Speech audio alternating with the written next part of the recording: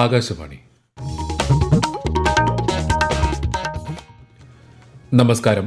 പ്രാദേശിക വാർത്തകൾ വായിക്കുന്നത് സുധിൻ സേനുദ്ദീൻ.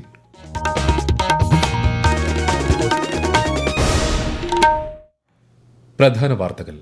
PM കിസാൻ സമ്മാൻ നിധി പദ്ധതിക്ക് കീഴിൽ 9,03,00,000 കർഷകർക്കുള്ള 20,000 കോടി രൂപയുടെ സഹായം ചൊവ്വാഴ്ച പ്രധാനമന്ത്രി നരേന്ദ്രമോദി വിതരണം ചെയ്യും.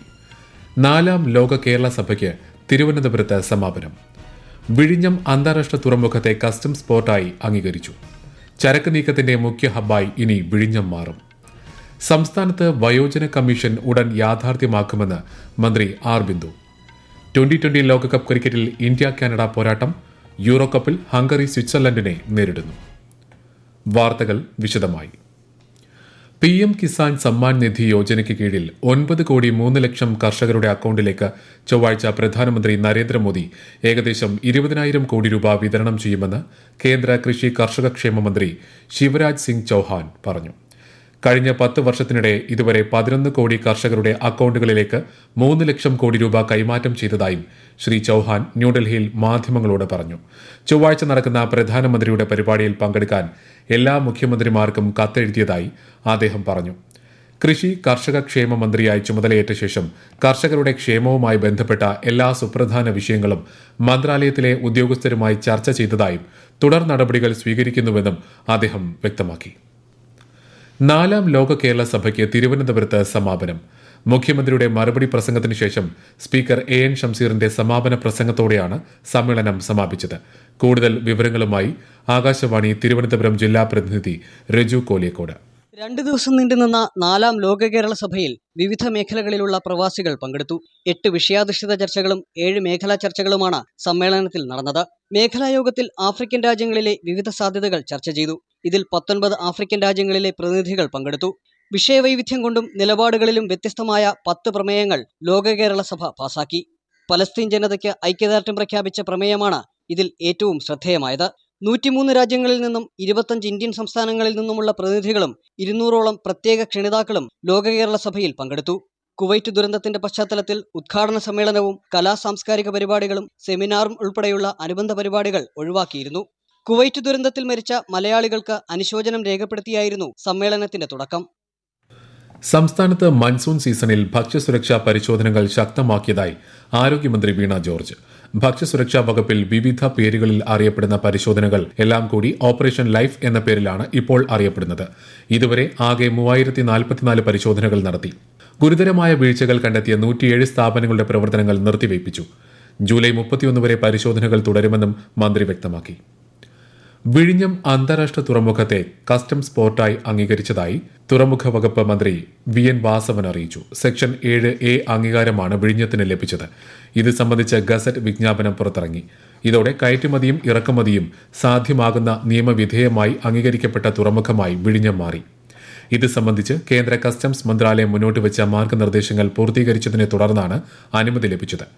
ഇന്ത്യയിൽ നിന്ന് വിദേശത്തേക്കും തിരിച്ചുമുള്ള ചരക്ക് നീക്കത്തിന്റെ മുഖ്യ ഹബ്ബായി മാറാനുള്ള അവസരമാണ് ഇതുവഴി വിഴിഞ്ഞത്തിന് ലഭിക്കുന്നത്. സംസ്ഥാനത്ത് വയോജന കമ്മീഷൻ യാഥാർത്ഥ്യമാക്കുക എന്ന ലക്ഷ്യത്തിലേക്ക് സർക്കാർ അടുക്കുകയാണെന്ന് മന്ത്രി ആർ ബിന്ദു പറഞ്ഞു. അതുമായി ബന്ധപ്പെട്ട നിയമനിർമ്മാണം എത്രയും വേഗം പൂർത്തിയാക്കാനുള്ള നടപടിക്രമങ്ങളിലാണ് സാമൂഹ്യനീതി വകുപ്പെന്നും മന്ത്രി വ്യക്തമാക്കി. മുതിർന്ന പൌരന്മാരോടുള്ള അതിക്രമങ്ങൾക്കെതിരെയുള്ള ബോധവൽക്കരണ ദിനാചരണ പരിപാടിയുടെ സംസ്ഥാനതല ഉദ്ഘാടനം തിരുവനന്തപുരം ഗവൺമെന്റ് വിമൻസ് കോളേജിൽ നിർവഹിക്കുകയായിരുന്നു മന്ത്രി. വയോജനങ്ങളും വരും തലമുറകളും തമ്മിലുള്ള ബന്ധം ഊട്ടിയുറപ്പിക്കുന്ന തരത്തിൽ യോജിച്ചുള്ള പ്രവർത്തനങ്ങൾ ശക്തിപ്പെടുത്താൻ നമുക്ക് കഴിയണമെന്നും മന്ത്രി ബിന്ദു പറഞ്ഞു. സാമൂഹ്യ വിരുദ്ധരുമായി ബന്ധം സ്ഥാപിക്കുന്ന പോലീസ് ഉദ്യോഗസ്ഥർക്കെതിരെ കർശന നിയമ നടപടി സ്വീകരിക്കാൻ സംസ്ഥാന പോലീസ് മേധാവി ഷെയ്ഖ് ദർവേഷ് സാഹിബ് നിർദ്ദേശിച്ചു. ഇത്തരക്കാരെ സർവീസിൽ നിന്ന് തന്നെ നീക്കം ചെയ്യാൻ നടപടി വേണം.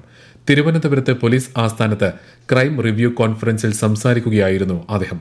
അടുത്ത മാസം നിലവിൽ വരുന്ന പുതിയ നിയമസംഹിതകളെക്കുറിച്ച് ജില്ലാ പോലീസ് മേധാവിമാർ ഉൾപ്പെടെ 38,000 പരം പോലീസ് ഉദ്യോഗസ്ഥർക്ക് പരിശീലനം നൽകിയതായി സംസ്ഥാന പോലീസ് മേധാവി പറഞ്ഞു.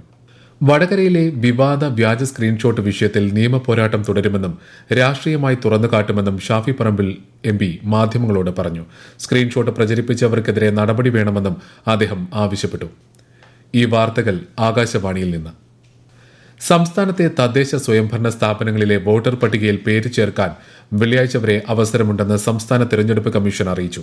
2024 ജനുവരി 1 അതിനു മുൻപോ 18 വയസ്സ് തികഞ്ഞവർക്ക് പേര് ചേർക്കാം. ഉടൻ ഉപതെരഞ്ഞെടുപ്പ് നടക്കുന്ന 50 വാർഡുകൾ ഉൾപ്പെടെ സംസ്ഥാനത്തെ മുഴുവൻ തദ്ദേശ സ്ഥാപനങ്ങളിലെയും വോട്ടർ പട്ടികയാണ് പുതുക്കുന്നത്. അന്തിമ വോട്ടർ പട്ടിക ജൂലൈ 1 പ്രസിദ്ധീകരിക്കും. കുവൈത്തിലുണ്ടായ തീപിടുത്തത്തിൽ മരിച്ച പത്തനംതിട്ട പന്തളം മുടിയൂർക്കോണം സ്വദേശി ആകാശ് ശശിധരൻ നായരുടെ സംസ്കാരം സ്വവസതിയിൽ നടന്നു. രാവിലെ പൊതുദർശനം ആരംഭിച്ചതു മുതൽ ആയിരങ്ങളാണ് അന്തിമോപചാരം അർപ്പിക്കാൻ എത്തിയത്. ചങ്ങനാശ്ശേരി തൃക്കുടിത്താനം ചെമ്പുപുറം പാറക്കുളത്തിൽ ചൂണ്ടയിടാനെത്തിയ 2 വിദ്യാർത്ഥികൾ മുങ്ങിമരിച്ചു. പൊൻപുഴക്കുന്നിൽ താമസിക്കുന്ന 10ാം ക്ലാസ് വിദ്യാർത്ഥി ആദർശ്, 6ാം ക്ലാസ് വിദ്യാർത്ഥി അഭിനവ് എന്നിവരാണ് മരിച്ചത്. ഇരുവരുടെയും മൃതദേഹങ്ങൾ ചങ്ങനാശ്ശേരി ജനറൽ ആശുപത്രി മോർച്ചറിയിലേക്ക് മാറ്റി. ചരിത്രപ്രസിദ്ധമായ ഓച്ചിറക്കളി കൊല്ലം ഓച്ചിറ പടനിലത്ത് നടന്നു. കെ.സി. വേണുഗോപാൽ MP ഭദ്രദീപം തെളിച്ച് ഓച്ചിറക്കളിയുടെ ഉദ്ഘാടനം നിർവഹിച്ചു. കൂടുതൽ വിവരങ്ങളുമായി ആകാശവാണി കൊല്ലം ജില്ലാ പ്രതിനിധി നീരജ് ലാൽ.